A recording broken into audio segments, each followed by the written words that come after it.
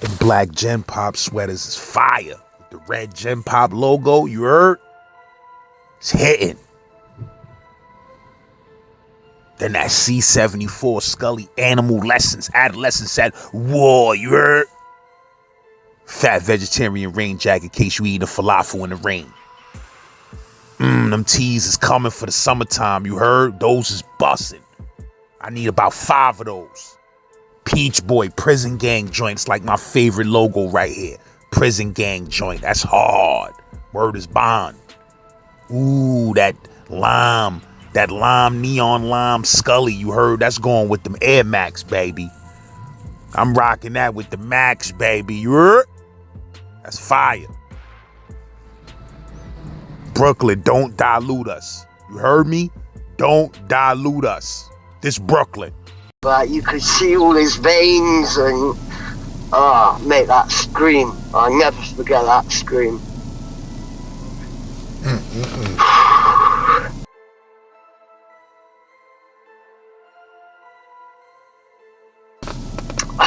Oh, mate, right. Yeah. So, I'm in Portland. I think it's coming up to my last year. Anyway, there's this guy here, I won't say no names, but he's from Bristol. He's quite well known. He had a bit of mental health, but yeah, he's a big K2 head, and anyway, he kept pissing a lot of people off, and they kept putting him to wing. Anyway, he landed on Bembo, our wing, which is all run by Bath, Bristol, and anyway, he's like gobbing off this young kiddie because he must have thought he was a mug or something, yeah? Anyway, he's one of them problematic, like, prisoners, you know what I mean? Like, you know the little glass windows in the door? They put them through and they'd be spitting at people, throwing piss and shit at the guards. You know, they didn't know what to do with him. And Portland's one of them. You got to do something major to be chipped out of there.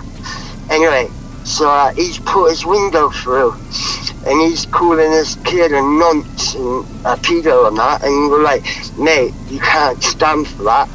Anyway, one day, like, he's had enough, so he's gone in his cell, he's put like a quarter cup of sugar, quarter cup of baby oil, and then put like boiling hot water, gone down, used the microwave, walked back up the steps and saying, what are you saying, mate?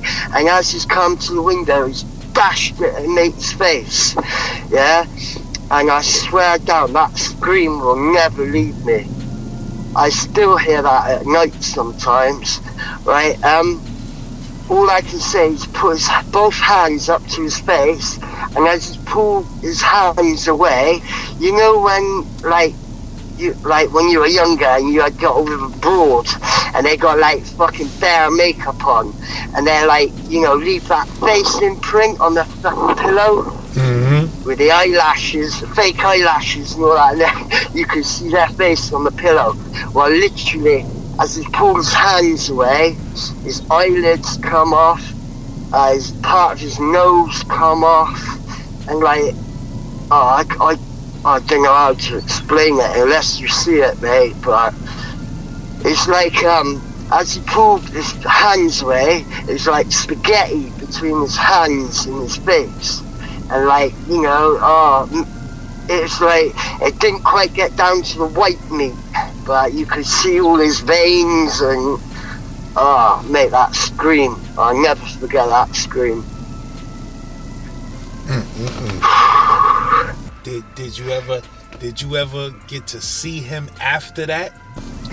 Nah, mate, he was gone. Nah, he was gone. He must have went to hospital and had to have bare skin grafts. The kid that got his face burnt, he was the one that was a problem and they kept shipping him around? Yeah. You know, it is coming, but like he picked on the wrong kid. Because, you know what I mean, I've seen it countless times, you know, the quiet little kid in the corner that people pick on, eventually they snap. The dude with the problem, that was a problem, was he white or black? They're both white. Yeah. And what did they do to the kid? Like, he got a new charge after that? Yeah, well, I heard he got another, like, couple of years on top, but, you know, they shipped him straight out, they shipped the other guy out, and, like I said, Portland's pretty fucking hard to get shipped out of. I remember on Friday the 13th, I think it was about 2 months before I got out, like, there's a big, like, lockdown, and it was early in the morning, and, there's a guy upstairs that used to sell the K2, and he had a, like, what do you call it, like all the canteen in it, like, you know, do all the selling, like, and yeah, they got busted, mobile phones and that, and then there's 3 screws that actually got arrested for bringing the K2 in. That's what they call the COs out there, screws? Screws, yeah.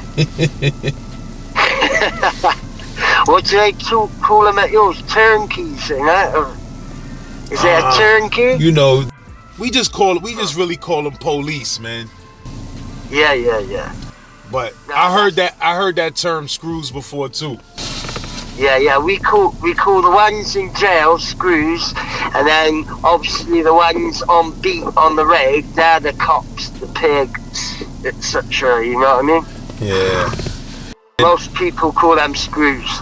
What you said he put in there? Water, sugar, and what else? Baby oil.